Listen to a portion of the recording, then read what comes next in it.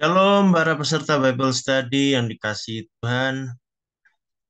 Kita kembali belajar dari Perjanjian Lama. Kita sekarang sampai di kitab Ulangan. Kitab Ulangan ini bisa kita bilang sebuah pesan terakhir dari Musa. Ya. Mengapa begitu? Karena kitab Ulangan ini adalah penutup dari rangkaian kitab Taurat yang ditulis oleh Musa. Kitab terakhir dari Taurat. Kita menyebut Taurat itu adalah 5 kitab Musa ya. Yang pertama ada Kejadian, kemudian Keluaran, Imamat, Bilangan, lalu yang terakhir adalah Ulangan. Nah, Kejadian sampai Bilangan sudah kita pelajari bersama, kita sampai yang terakhir kitab Ulangan ini yang ditulis oleh Musa pada akhir masa hidupnya. Ya. Jadi ketika itu Israel sudah hampir tiba waktunya menyeberangi Sungai Yordan masuk ke tanah Kanaan. Tetapi sesuai firman Tuhan, Musa tidak masuk ke Kanaan. Maka sebelum Israel masuk, Musa memberikan pesan-pesan terakhir. Nah, itulah Ulangan. Beberapa pasal terakhir itu ditulis oleh Yosua. Mengapa begitu? Karena di akhir kitab Ulangan ini dikisahkan bagaimana kemudian Musa meninggal. Nah, kan tidak mungkin orang mati menuliskan riwayat kematiannya sendiri gitu. Jadi beberapa pasal terakhir itu dilanjutkan ditulis oleh Yosua. Yosua adalah penerusnya Musa. Kapan kitab ini ditulis? Yaitu menjelang Israel memasuki Kanaan. Kitab Taurat ini adalah sebuah pesan untuk generasi baru.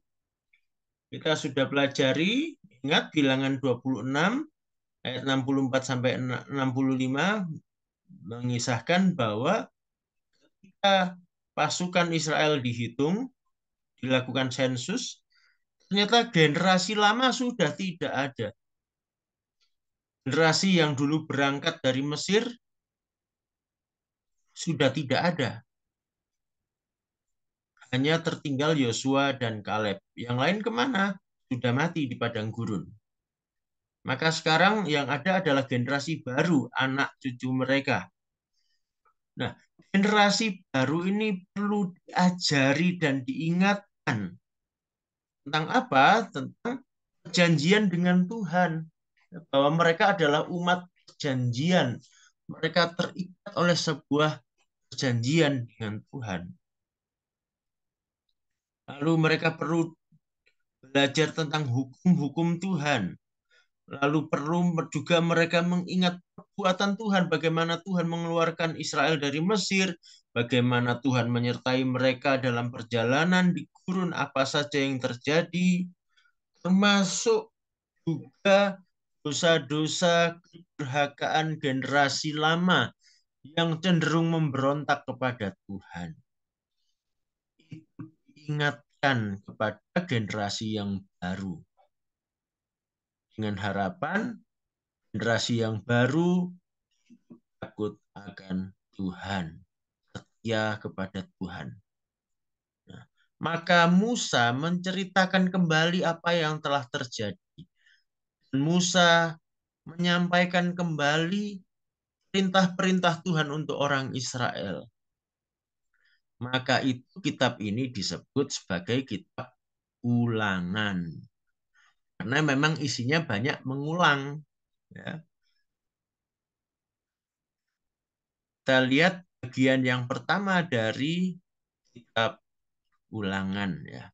Kitab ulangan ini bisa dibagi jadi 3 bagian. Nah, kita lihat bagian yang pertama. Sebuah panggilan untuk setia. Tentu saja maksudnya setia kepada Tuhan. Ulangan 1 sampai 11. Kita lihat dengan cepat saja. Saya tidak akan baca akan detail semua ayat-ayat karena seperti tadi saya katakan banyak pengulangan di sini.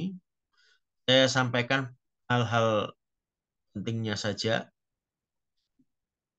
Ulangan 1 sampai 3 itu menceritakan secara sekilas riwayat perjalanan dari Gunung Sinai atau disebut Horeb juga, ya, sampai mereka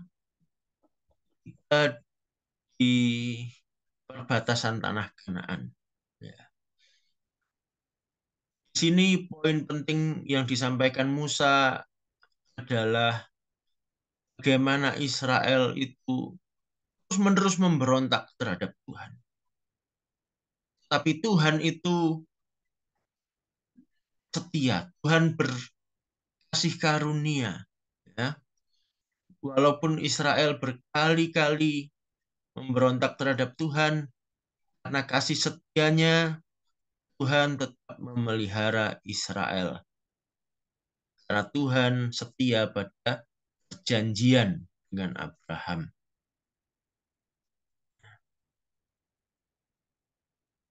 Kemudian di pasal 4, nah, Musa mengingatkan, mau binasa atau mau mendapatkan kemuliaan. Dalam ulangan 4 ayat 1-6,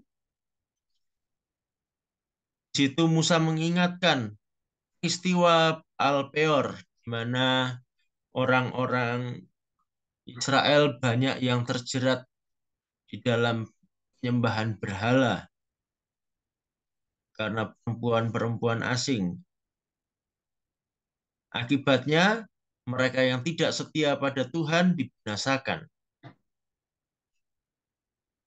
Tetapi orang yang setia pada perintah Tuhan, pada firman Tuhan, katakan bahwa perintah Tuhan itu menjadi sebuah kebijaksanaan bagi mereka di hadapan bangsa-bangsa lain. Mereka pun akan mendapatkan kemuliaan di antara bangsa-bangsa lain. Nah, ini kalau kita perhatikan, kalau kita belajar dari bukti-bukti sejarah, ya, dokumen-dokumen hukum masa itu, di kalangan masyarakat sekitar Timur Tengah, memang bisa dilihat hukum yang diberikan oleh Tuhan kepada Israel itu lebih tingkatnya lebih tinggi, lebih adil, lebih memperhatikan kesejahteraan, gitu ya. Standar moral dari hukum Taurat jauh lebih tinggi dibandingkan hukum-hukum masyarakat sekitarnya. Nah, itu Musa katakan itu akan menjadi sebuah kebijaksanaan, ya, yang membawa kemuliaan. Lalu juga Musa memperingatkan jangan menyembah berhala. Ya. Ulangan 4 ayat 15-31, di situ jelas dinyatakan larangan untuk menyembah berhala. Konsekuensinya apa? Kalau tidak setia kepada Tuhan, mereka berpaling kepada berhala-berhala, maka mereka akan diserakkan di antara bangsa-bangsa. Namun Musa juga mengatakan, saat mereka diserakkan di antara bangsa-bangsa, maka mereka akan menyesal, mereka akan bertobat, mereka akan mencari Tuhan, maka mereka akan dipulihkan.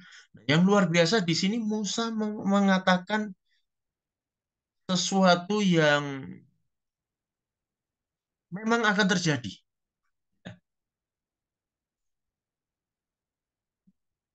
Rupanya Roh Kudus sudah menyatakan kepada Musa bahwa suatu saat Israel memang akan tidak setia kepada Tuhan, sehingga mereka akan diserakkan di antara bangsa-bangsa. Ya, nanti akan terjadi ketika terjadi masa pembuangan, ya. Tapi kemudian mereka mulai bertobat, mulai mencari Tuhan, mereka dipulihkan. Mereka bisa kembali ke Israel.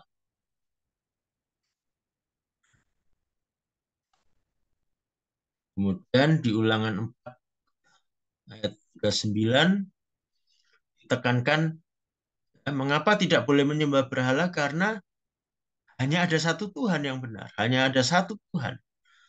Sebab itu ketahuilah pada hari ini, camkanlah bahwa Tuhanlah Allah yang di langit di atas dan di bumi di bawah, tidak ada yang lain.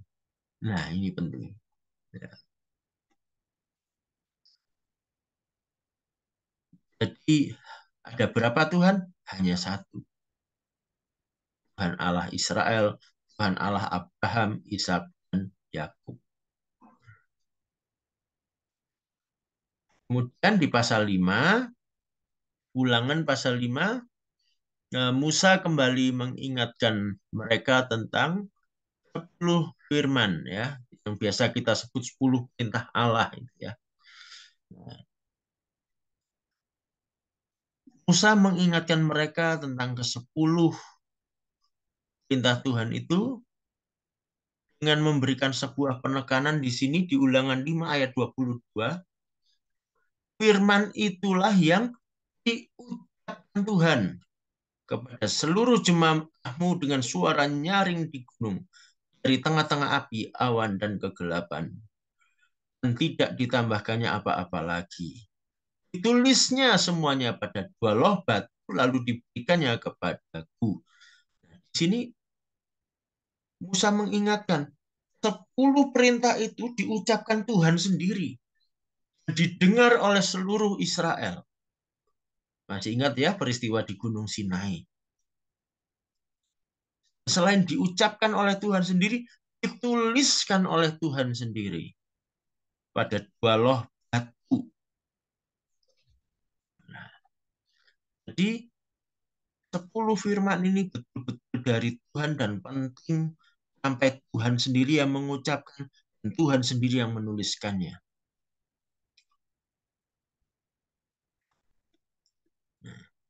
Lalu di ayat 32 sampai 33 dikatakan begini. Maka lakukanlah semuanya itu dengan setia, seperti yang diperintahkan kepadamu oleh Tuhan Allahmu. Janganlah menyimpang ke kanan atau ke kiri. Segenap jalan yang diperintahkan kepadamu oleh Tuhan Allahmu, haruslah kamu jalani, supaya kamu hidup dan baik keadaanmu, serta lanjut umurmu di negeri yang akan kamu duduki. Ya, jadi perintah Tuhan itu, ya, Taurat itu adalah jalannya Tuhan yang ditunjukkan kepada kita. Nah, yang dimaksud jalan di sini, kata jalan di situ bukan jalan raya, tapi jalan setapak. Seperti ketika orang masuk di hutan, ada jalan setapak, nah harus mengikuti jalan itu. Kalau menyimpang ke kanan atau ke kiri, keluar dari jalur, bisa tersesat. Nah, itulah gambaran dari jalan Tuhan, yaitu firman Tuhan. Harus diikuti dengan patuh. Lalu di Ulangan 6, itu disebutkan tentang sebuah perintah utama. Ulangan 6 ayat 4 sampai 5. Dengarlah, hai orang Israel, Tuhan itu Allah kita, Tuhan itu Esa. Kasihilah Tuhan Allahmu dengan segenap hatimu dan dengan segenap jiwamu dan dengan segenap kekuatanmu. Nah, ini perintah yang utama yang penting sampai sekarang orang Yahudi mengucapkan ini, ya, pagi dan malam. Ya. Dengarlah hai orang Israel, Tuhan itu Allah kita, Tuhan itu Esa. Makanya ketika Tuhan Yesus ditanya, perintah apa yang utama? Tuhan Yesus menjawab, kasihilah Tuhan Allahmu dengan segenap hatimu, dengan segenap jiwamu, dengan segenap kekuatanmu. Nah, bagi kita pun demikian, ya. Mengasihi Tuhan itu yang terutama. Kemudian dilanjutkan masih di pasal 6, perintah untuk mengajarkan. Ya, kita baca ayat 6 sampai 9. Apa yang kuperintahkan kepadamu pada hari ini haruslah engkau perhatikan. Haruslah engkau mengajarkannya berulang-ulang kepada anak-anakmu, membicarakannya apabila engkau duduk di rumahmu, apabila engkau sedang dalam perjalanan, apabila engkau baring dan apabila engkau bangun. Haruslah juga engkau mengikatkannya sebagai tanda pada tanganmu, dan haruslah itu menjadi lambang di dahimu, dan haruslah engkau menuliskannya pada tiang pintu rumahmu dan pada pintu gerbangmu. Ya. Jadi harus diajarkan berulang-ulang kepada anak-anak.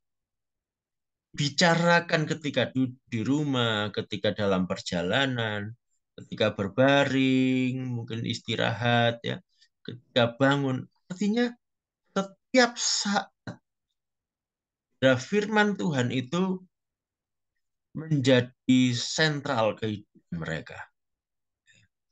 Bahkan dikatakan di tangan, di dahi. Itu sampai sekarang mereka betul-betul lakukan. Kalau mereka mau berdoa, mereka ikat. Ya. Ada tali dari kulit, ya. Kemudian ada eh, box kecil begitu dari kulit juga. Di dalamnya ada lembaran perkamen berisi firman Tuhan. Nah, itu diikatkan di tangan, juga di dahi. Ya. Lalu di kusen pintu, ya, mereka meletakkan juga kotak kecil yang di dalamnya ada lembaran bertuliskan firman Tuhan. Itu mereka lakukan sampai sekarang. Mungkin kita tidak perlu melakukan secara fisik begitu, tetapi yang jelas kita harus selalu membicarakan firman Tuhan, mengajarkan firman Tuhan kepada anak cucu kita, selalu hidup berdasarkan firman Tuhan. Nah, dan pasal yang ketujuh di sini mengajarkan tentang bagaimana orang Israel harus hidup kudus. Ingat, kudus itu artinya adalah khusus, dikhususkan bagi Tuhan. Orang Israel harus berbeda dari bangsa-bangsa Kanaan. Maka itu mereka dilarang menikahi penduduk Kanaan. Supaya apa? Supaya tidak terjerat pada penyembahan berhala bersama penduduk Kanaan. Bahkan mereka diperintahkan menghancurkan segala berhala yang ada di Kanaan. Dan ayat 6 dikatakan, sebab engkaulah umat yang kudus bagi Tuhan Allahmu. Engkaulah yang dipilih oleh Tuhan Allahmu dari segala bangsa di atas muka bumi untuk menjadi umat kesayangannya.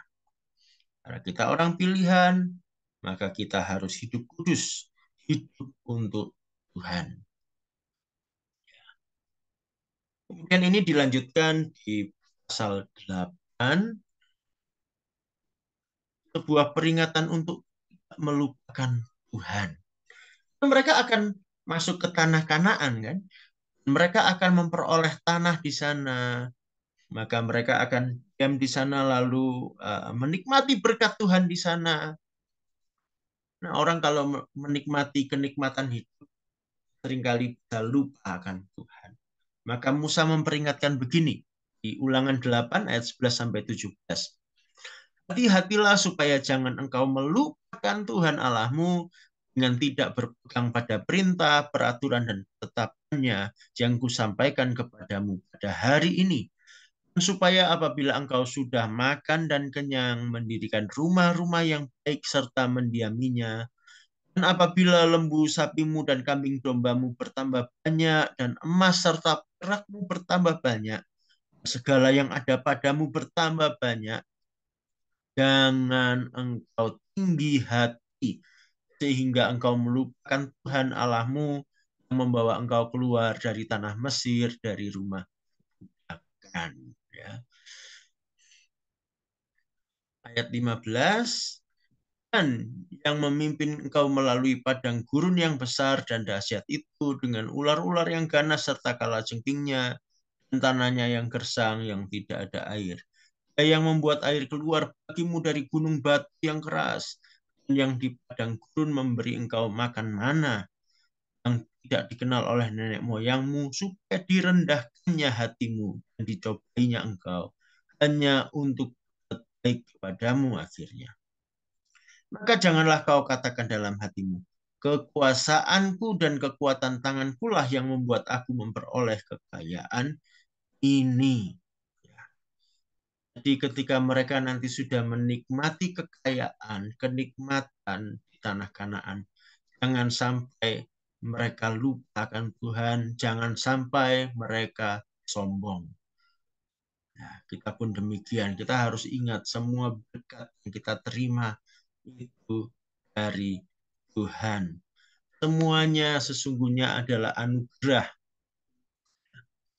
Maka di Ulangan 9 ayat 4 sampai 6 dikatakan demikian. Janganlah engkau berkata dalam hatimu apabila Tuhan Allahmu telah mengusir mereka dari hadapanmu, karena jasa-jasakulah Tuhan membawa aku masuk duduk di negeri ini. Padahal karena kefasikan bangsa-bangsa itulah Tuhan menghalau mereka dari hadapanmu, bukan karena jasa-jasamu atau karena kebenaran hatimu engkau masuk menduduki negeri mereka. Tapi karena kefasikan bangsa-bangsa itulah Tuhan Allahmu menghalau mereka dari hadapanmu. Dan supaya Tuhan menepati janji yang diikrarkannya dengan sumpah kepada nenek moyangmu, yakni Abraham, Ishak, dan Yakub. Jadi ketahuilah bahwa bukan karena jasa-jasamu Tuhan Allahmu memberikan kepadamu negeri yang baik itu untuk diduduki. Sesungguhnya engkau bangsa yang tegar tengkuk. Nah, ini maksudnya begini. Jadi Israel itu masuk Kanaan, menduduki Kanaan, mengalahkan, bahkan menghabiskan bangsa-bangsa yang tinggal di Kanaan, bukan karena kehebatan Israel, bukan karena kebaikan Israel. Itu sesungguhnya dilakukan karena orang-orang yang tinggal di Kanaan itu adalah bangsa-bangsa yang fasik, bangsa-bangsa yang jahat, bangsa-bangsa yang tidak takut akan Tuhan, dan karena kejahatannya, maka Allah menghukum mereka. Dan Allah menghukumnya dengan memakai tangannya orang Israel. Tanah mereka diberikan kepada orang Israel.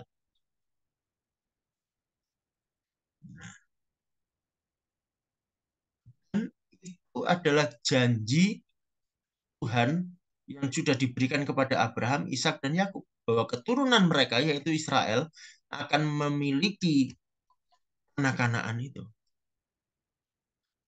Jadi bukan karena kehebatan atau kebaikan Israel. Nah, yang ayat 6 ini, sesungguhnya engkau bangsa yang tegar tengkuk. Musa berkata, sesungguhnya engkau ini dan orang Kanaan sama-sama jahatnya. Sama-sama enggak takut Tuhan. Hanya saja Allah sudah berjanji, maka Allah memberikan. Ya. Dengan kata lain, Musa juga memperingatkan, kalau engkau tidak hidup takut akan Tuhan, engkau tetap tegar tengkuk, artinya keras kepala, memberontak kepada Tuhan, tidak mau taat kepada Tuhan, nah maka engkau pun akan dihabiskan oleh Tuhan. Engkau akan bernasib sama dengan penduduk Kanaan yang jahat itu.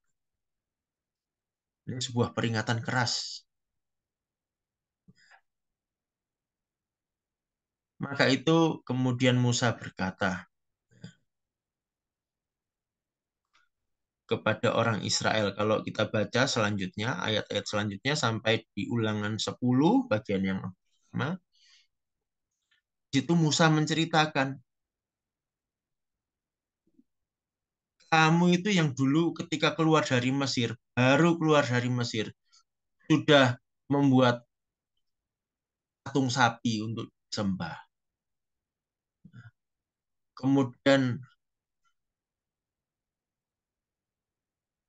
sampai loh batu yang ditulisi hukum Tuhan itu sampai dipecahkan. Tapi akhirnya Tuhan menyuruh menuliskan kembali, gitu ya. Intinya Musa mengingatkan, kalian itu loh nggak baik-baik amat, gitu. Tapi kalian dapat anugerah. Maka itu Musa berkata, sunatlah hatimu. Ulangan 10 ayat 16. Sebab itu sunatlah hatimu dan janganlah lagi kamu tegar tengkuk. Nah, kita tahu bangsa Israel itu kan eh, bangsa yang sunat ya, sebagai tanda perjanjian dengan Tuhan. Secara fisik, setiap laki-laki sunat. Tapi di sini Musa kata, sunatlah hatimu. Dan janganlah lagi kamu tegar tengkuk. Kata sunat itu artinya membuat jadi tumpul. Itu sunat. Hatinya ditumpulkan. Hati yang keras, hati yang suka memberontak. Relakan untuk dipotong. Tumpulkan. Yang Tuhan mau. Supaya kita tidak lagi keras kepala, kita tidak lagi memberontak kepada Tuhan.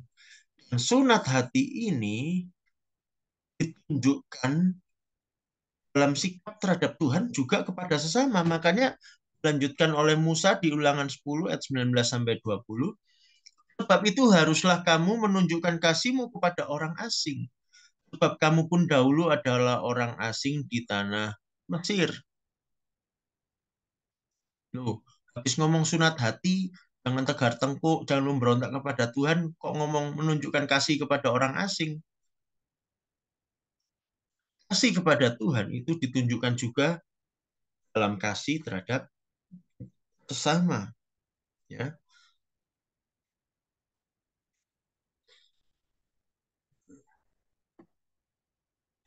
Lalu kemudian yang terakhir di pasal 19, Musa memerintahkan mereka harus beribadah. Kalau dibaca Ulangan 11, itu kembali Musa mengingatkan bahwa Israel harus mengasihi Tuhan. Kalau mengasihi Tuhan, maka harus taat pada perintah atau jalan Tuhan. Dan kemudian harus beribadah pada Tuhan saja. Nah, kata beribadah ini, kata ibadah itu dalam bahasa Ibrani disebut avodah. Avodah itu artinya apa sih? Kerja. Hidup kita itu kerja buat Tuhan dan hanya untuk Tuhan saja. Jangan ada hal lain.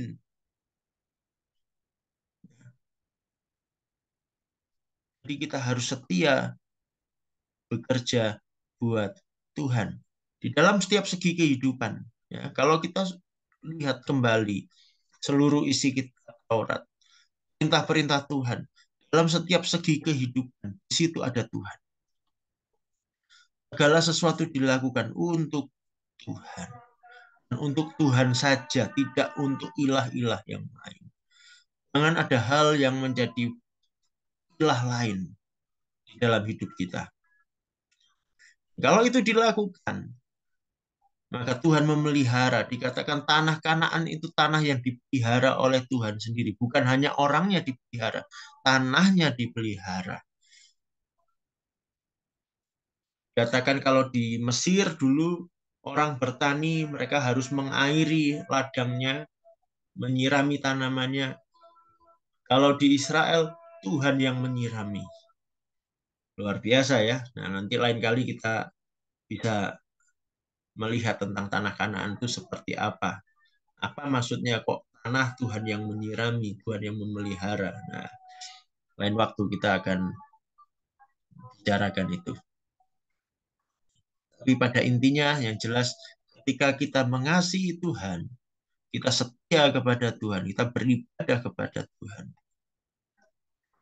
maka kita pun akan menikmati pemeliharaan Tuhan yang sempurna, yang indah. Baik, itu yang saya sampaikan hari ini. Selamat merenungkan. Kalau ada pertanyaan, silakan dituliskan. Nanti kita bahas bersama-sama di sesi diskusi. Yesus memberkati.